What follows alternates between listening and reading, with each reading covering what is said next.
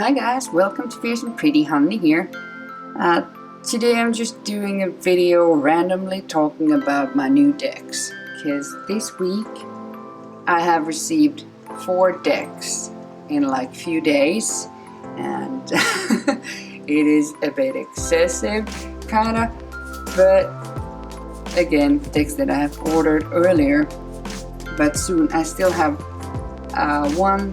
one deck coming in the mail, and then the slate is clean finally.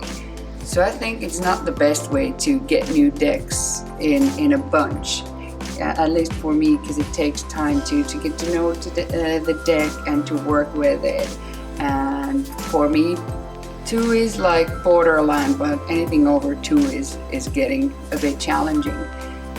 But I think I just wanted to, I don't want to go do any flip throughs per se, and not so much first impressions, more talking about these decks in overall and different aspects of each deck. So if you didn't recognize the backs of the cards, here are the packages. I got the Ancestral Path Tarot. I got inspired by Saturnarium's video to get this deck, and I didn't have anything like it in my collection. Then the Moonchild that has been on my wish list for a long time. Then the Sears that I've been, I don't know, thinking about a long time. Should I get it or not? It seemed like a deck that everybody has, and it didn't look specifically my type of deck, but I ended up getting it because it's now a mass market deck and it's super cheap. And one thing about the Sears that I've been wondering is the price of the indie decks that they are asking for these decks. I was like, this has gotta be something really special with those prices. And then the newest purchase from yesterday, the Sears Tarot. But I'll talk a little bit about why I got each of these decks one by one. The first deck is the Ancestral Path Tarot by Julie Gotcha Watts. Not sure about the last name, but it's a US Games deck. And the first copyrights are from 1995, and this is 2019. The backs are really simple. Here you see the name of the creator, which I butchered, and a bit about what the deck is about. The cards are really big. This is standard tarot size on top of it. So they are big, but because they are US Games card stock, they are great to shuffle. I have to say that now, with my short experience of all the tarot decks that I have, that I really do like US Games card stock. They are durable, and I think these decks will last a long time. And this deck has similar ideology than in the Tarot Illuminati, by having similar looking people in the same suit. And I mean, like in both of these decks, they have like four different races in 4 different suits. The imagery is darker, and this is one of the cards that I fell in love with. I love the Stonehenge. It's really beautiful. A bit darker imagery. But one thing that I also felt the need to get this deck was when I heard Saturnarium talking about the expressions in these people's faces, and this is the art. It's really emotional, expressive. You can see what these people are thinking. So I think that this deck will add something different to my reading styles, because I'm still learning and developing my skills. So I think this deck brings something specific that I didn't have, which is the old ancestral vibes, the darker moods that I like, but mostly the facial expressions. And as I said, because it is a US Games card stock, I love the durability of their cards.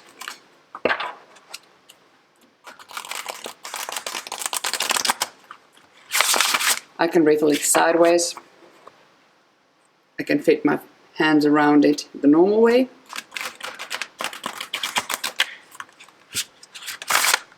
A bit harder that way, but still works. And then the hand over hand.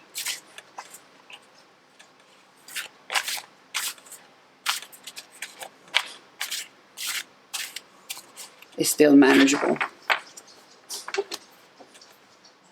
So overall, I'm really satisfied with this deck. And thanks Saturnarium for inspiring me to get this, because I really needed a deck like this. Then the second deck that most people know is the Moonchild Carol by Daniel Noel. Here's the size, so a bit bigger than standard tarot cards. And I have one of her tarot decks and two of her oracle decks already. So I have the Akashic version of the Starchild Tarot. But with this deck comes a funny story. I couldn't find it anywhere. It was sold out everywhere. And then I found one shop that was selling, I'm actually not sure. I'll have to check and link the store. Was it from Germany or Netherlands, the store, where the store is actually located? And they only shipped in 2 countries. And then I sent an email to, the store is called De.Alchemista, and I sent them an email and I asked them, is it possible for them to ship here in Finland, because we are not so far away? And they were like, yeah, sure. And even though they didn't have the shipping option to Finland, the emails fixed it, and I got my Moonchild. So I'm really happy, because it's been a deck that I've been on my wish list for a long time. And I even got this beautiful little glass jar with Sacred Beauty Ritual Salt. So there's some salt and flowers and herbs inside. I think that was cute.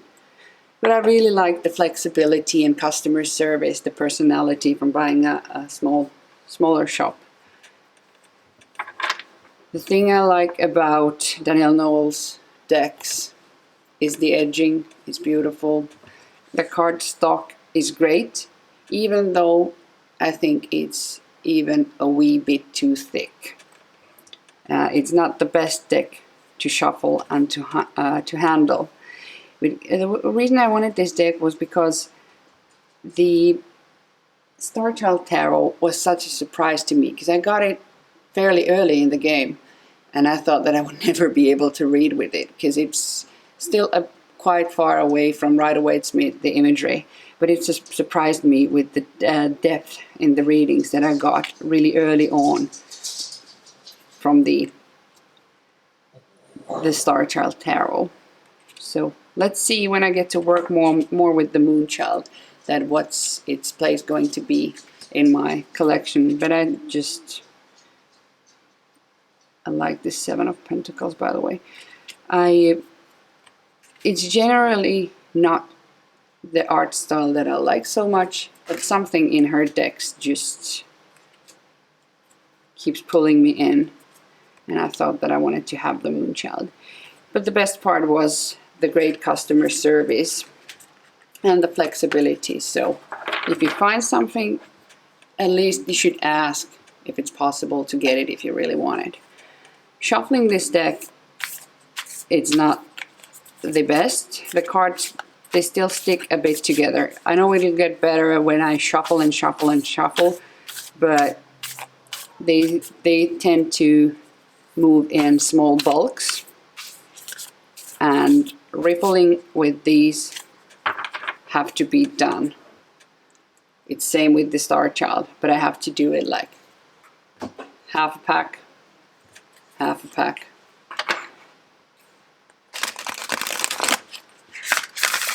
and then do the riffle, and then it works.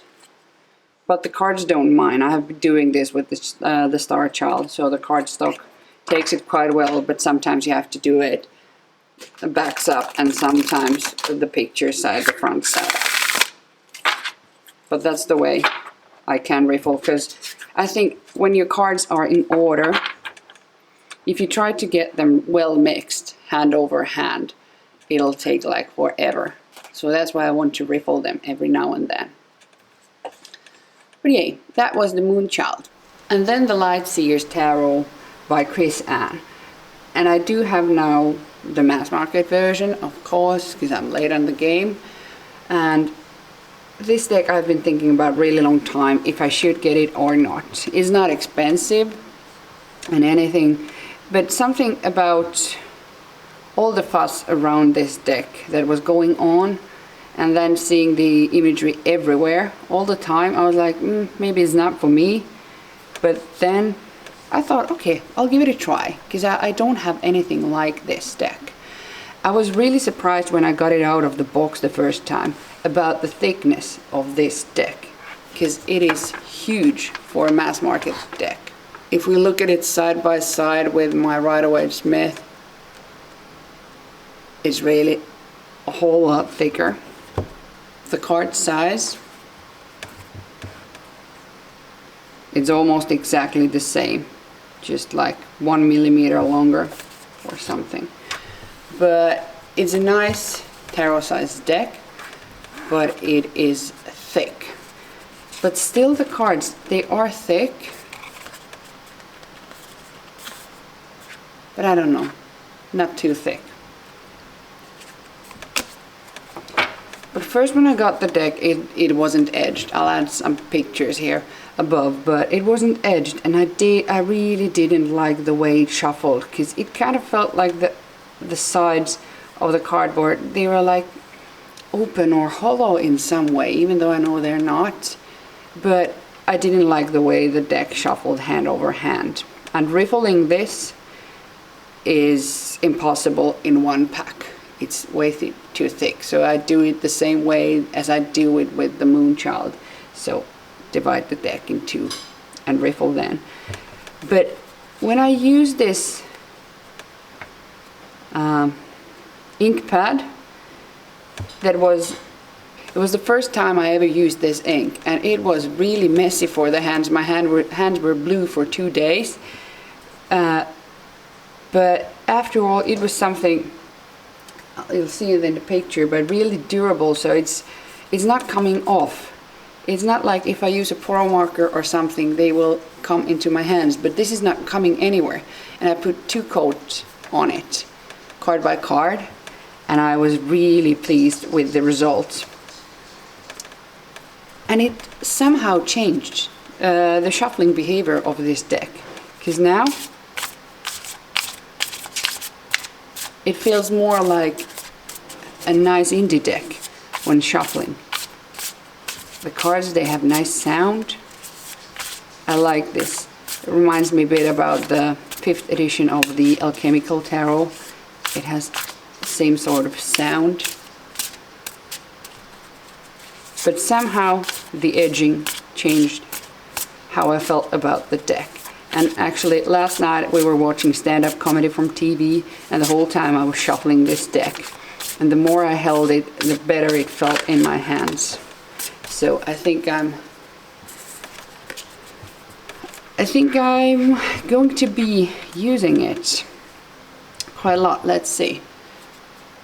I'm still really deep in my Thoth studies and going with the Tabula Mundi, but this, because it's a Rider-Waite-Smith based deck, so it doesn't take a lot of, and especially I like this image. This was the image that made me realize that, okay, this is going to bring something new. It's gonna read differently than standard Rider-Waite-Smith imagery.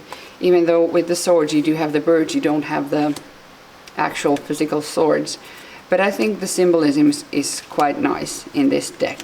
You do have, for example, the pentacles and the wands, and fairly easy to spot the symbolism. But my favorite thing about this deck was absolutely the colors. They are so yummy. So even though everybody seems to have it, and even though it's overall, I think it's for a good reason. And I'm really glad I got it. But I was actually surprised about the quality of being a mass market deck. And I've heard and seen people having issues with their decks, but mine came in absolutely perfect.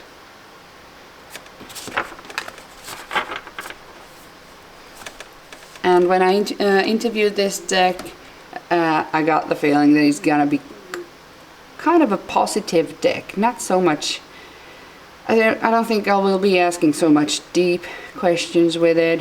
I think I'm just going to enjoy this and have it as a bit more fun deck also. Even though every deck can be deep, I know that, and the imagery promises deepness, but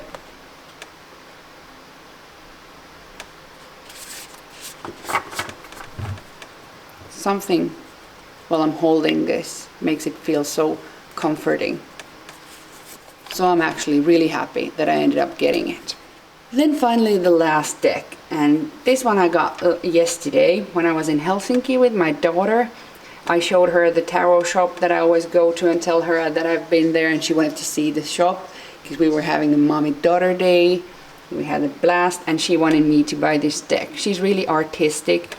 She likes to draw and paint and everything. I don't know where she got that, not from me. But this is the Zelig Tarot by Christine Zelig. And I had only seen one video about this deck before, so I knew it's kind of a Thoth deck, but still not a Thoth deck. But the reason why my daughter chose this for me was the watercolor paint. She was like, I'm really enjoying the artwork, and she knew it right away that it was made with watercolors. And for me, I agreed because I knew it's a really Thothy deck. It's not, for me, it's not a Thoth, because even though the minors, they have the Thoth titles, but the imagery are not like a pip imagery. So I think this deck could be a good deck for people who are transferring, for example, between Rider-Waite-Smith and Thoth and trying to learn the Thoth system. So this has some of the familiarity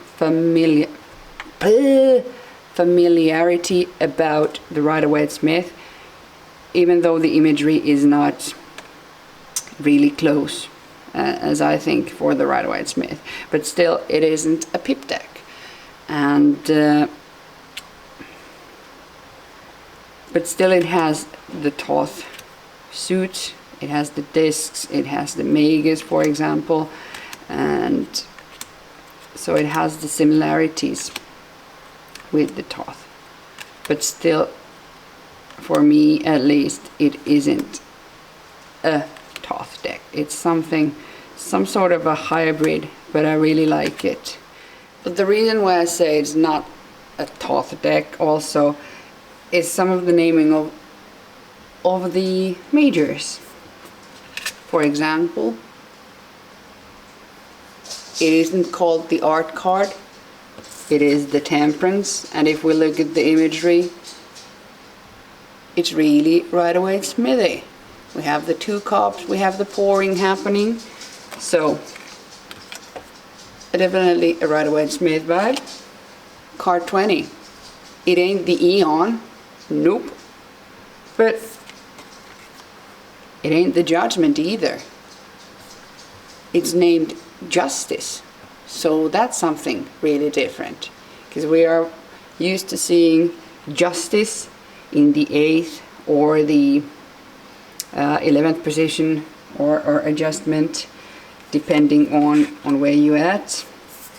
And in this deck we do have adjustment as 11, so that's a Thoth thingy there, and we do have the Lust as 8. So I feel it is a hybrid deck. So first thought about the deck is like, it's probably not the best deck to start with, but after, if you have experience with either Thoth or Rider-Waite-Smith, or possibly both, I think it's a deck you can definitely work with. But then, still to the court cards. The court cards are totally Thothies, if that's even a word. Really Thoth. So we do have the Princess of Wands here. We do have the Prince of Wands, Queen, and here's a lot of the same symbolism as in the Thoth deck, even though the art style is completely different.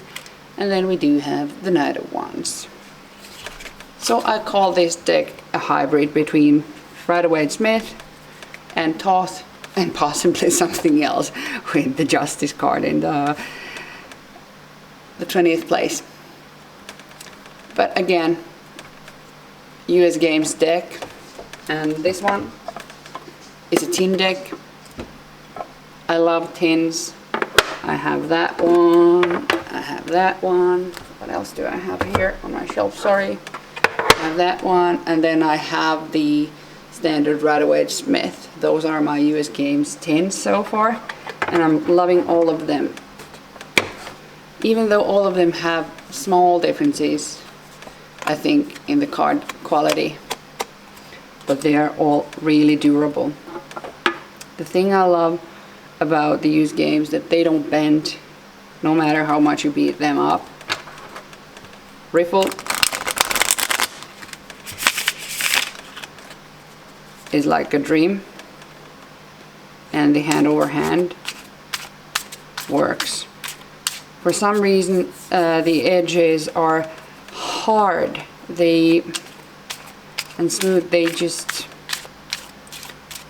all the used games cards, they move differently in my hands, and I really like these. And I think that these will be decks that if one day my daughter gets excited about tarot when she's my age, for example, that these cards will still be in great shape, even though I have been using them. At least that's my initial thought of these card stocks. So that was a random ramble about getting quite many decks in 1 week, but so far I've been really pleased with all of them. Actually, this was the biggest surprise, the light Sears for me, and what I think changed the game was the edging. This was a deck that I was waiting, the Ancestral Path. It gives something totally different also to my collection, which I believe that this one does too. I still don't know where this one will stand. I'll have to work with it. The imagery is so different. They are so light and breezy in some sort of a way. But of course I had to get it because my daughter said it. That's the one she wants me to get. So, of course. And the Moonchild, that'll be like also the Star Child. Those are when I'm doing more of this personal exploration. For me, these decks ain't so practical in a way, and they're more for deeper readings for myself, I think. At least for me, I don't consider them super practical. I have read with the Star Child a few times to other people also when I feel the need, but they are not the first decks that I would choose in more practical readings. But if you have any of these decks, just how you feel working with them, what's your favorite part of each deck, and anything, just comment down below and let me know. So thanks again for watching, and until next time, let's see what's up then. You'll never know in my channel what's up. But today it was a random card talk. But until next time again, bye guys!